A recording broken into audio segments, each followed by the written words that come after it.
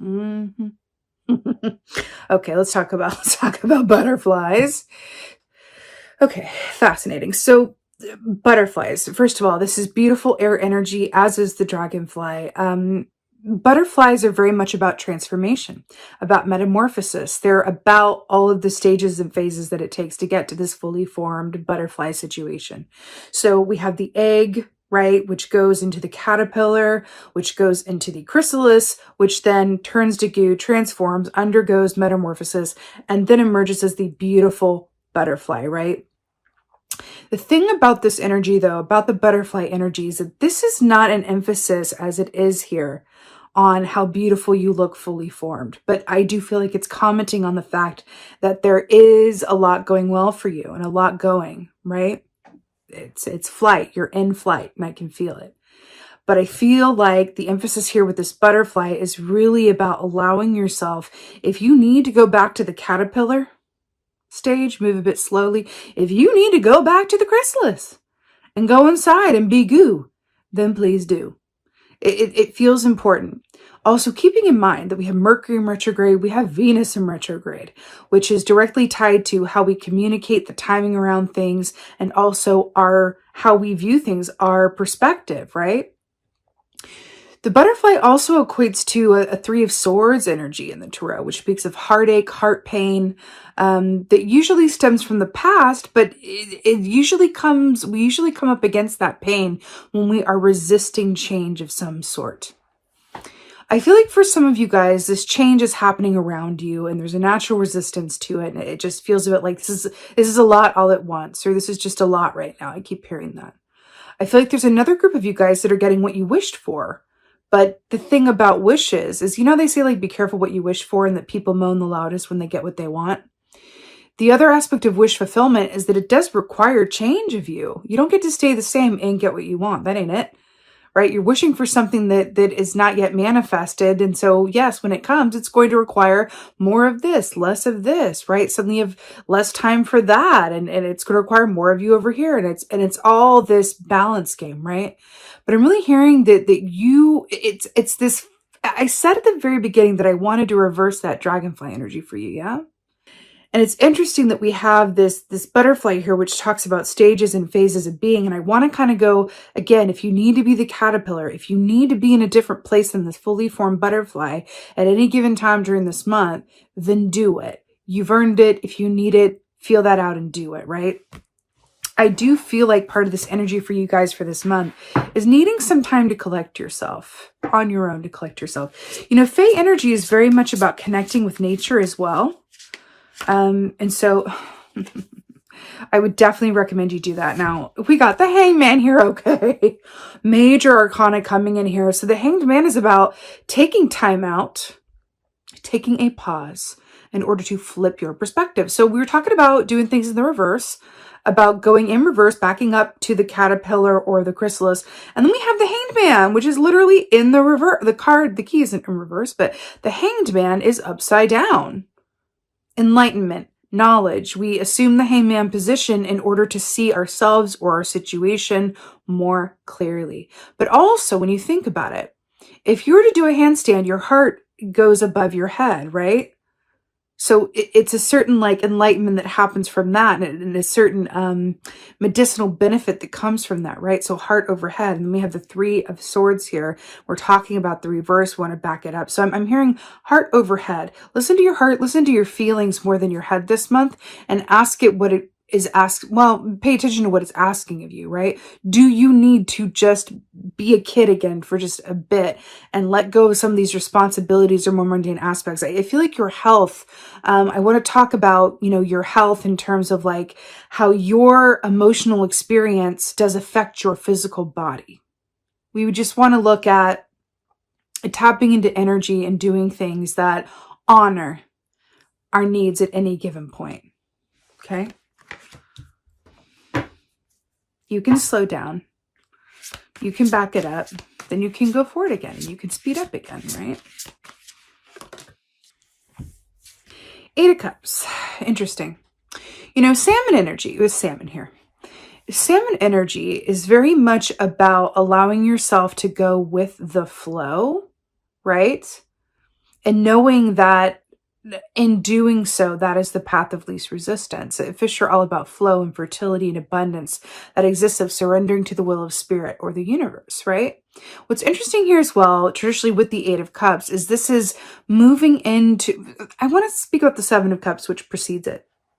So the Seven of Cups is about, it's analysis paralysis in a way that affects your, decision-making abilities. It's feeling overwhelmed. It's having a lot of options, less choices. And it's just like, whoa, there's a lot going on. It's kind of like a virtual reality game where you're like, whoa, which way do I go? Which door is mine? Which way is in? What's the code? What's the key? What do I press here? When do I move? Right?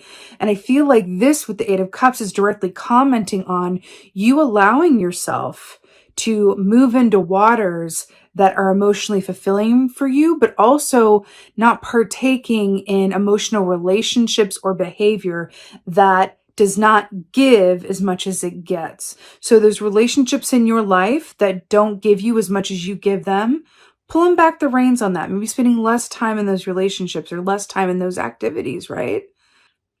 I'm hearing like it's a balancing act for your emotional well-being that will also affect your mental, physical, and spiritual well-being as well. But I feel like that's the name of the game here is your well-being, and really bringing that to the forefront of your focus. Back to the phases, and we're talking about butterflies and the hangman, and we have the full moon there as well. What else? Justice. Let's talk. Justice is very much about things being balanced and equal and fair, right?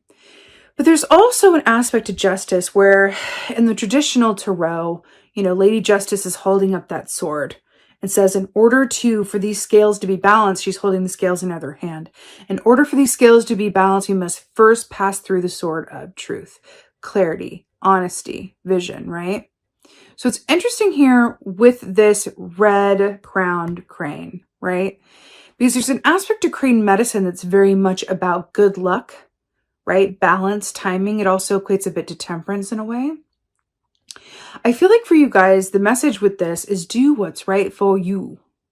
Do what is right for you.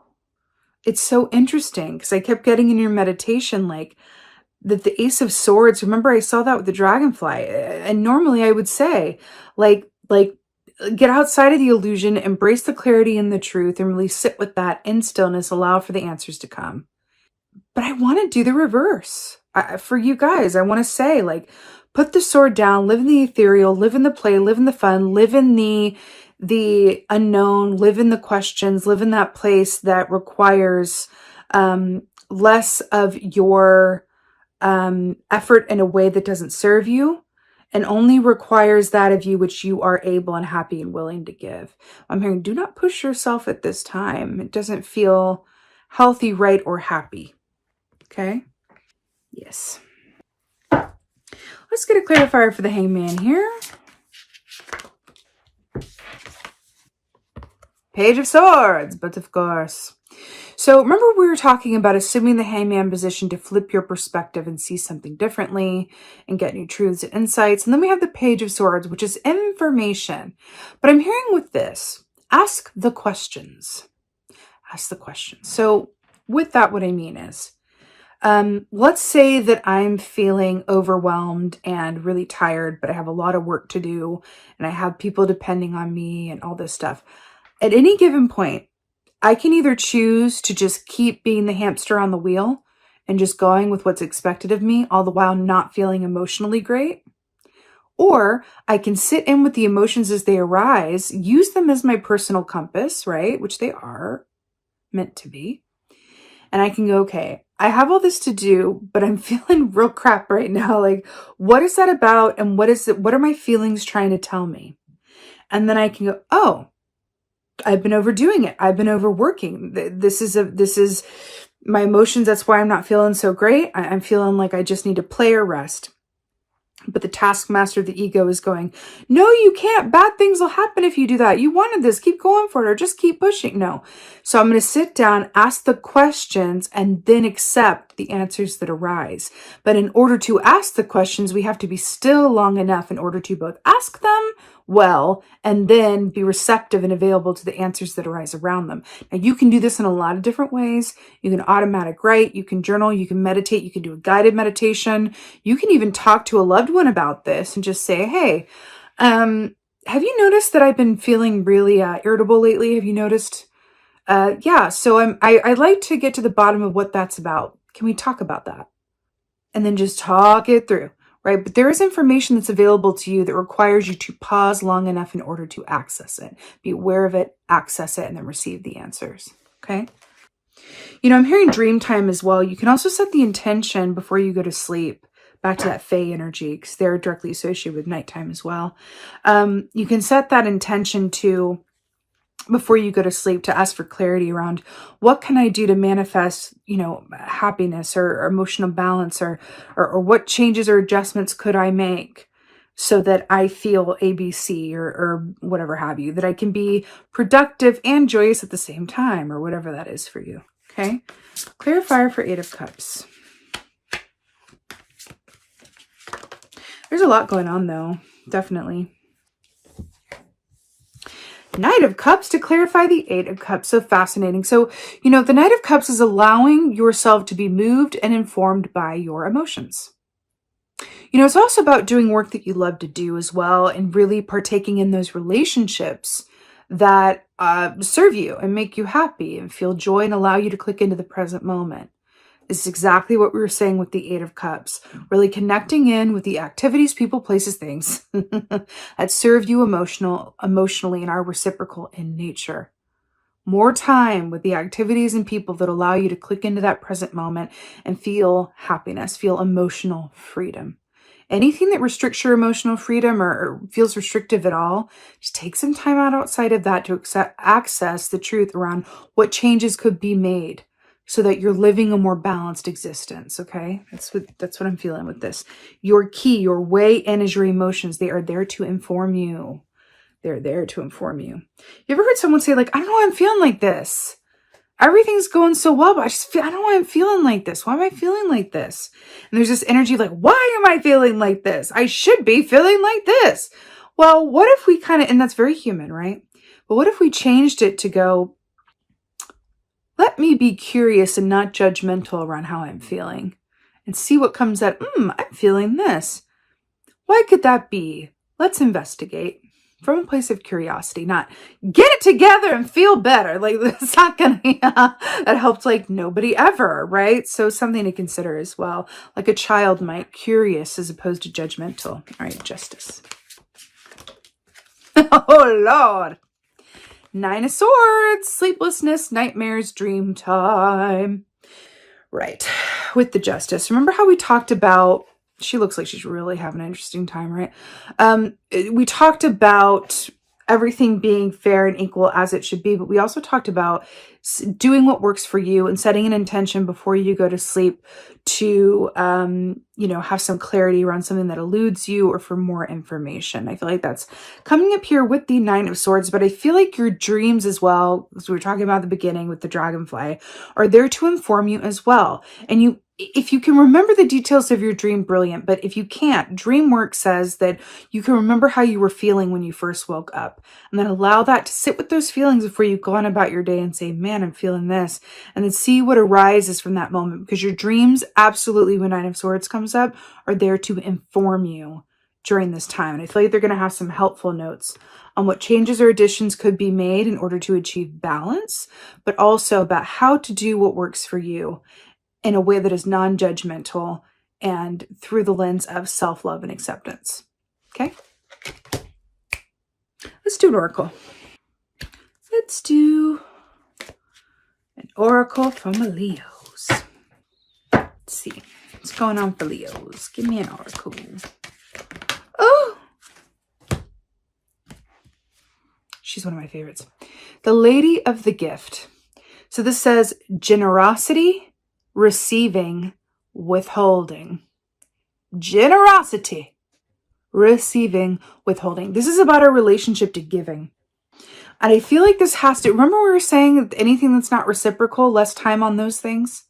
more time on the emotional relationships and the pastimes and the work that actually gives back what you put into it, emotionally speaking or otherwise, is exactly commenting on this. But I feel like, this is also a message for those of you who have well, we all have gifts, but those of you who work with your gifts or have work that involves your gifts, right? I feel like there's a good group of you guys that are here to serve others or make others smile or make someone else's piece of the world a little bit sunnier that day, or you're here to make your little piece of the world better than how you found it. And I feel like in these times of confusion or during this month of miscommunication or, whatever may or may not be going on, I feel like it can help serve as a reminder to click into, why am I doing what I do?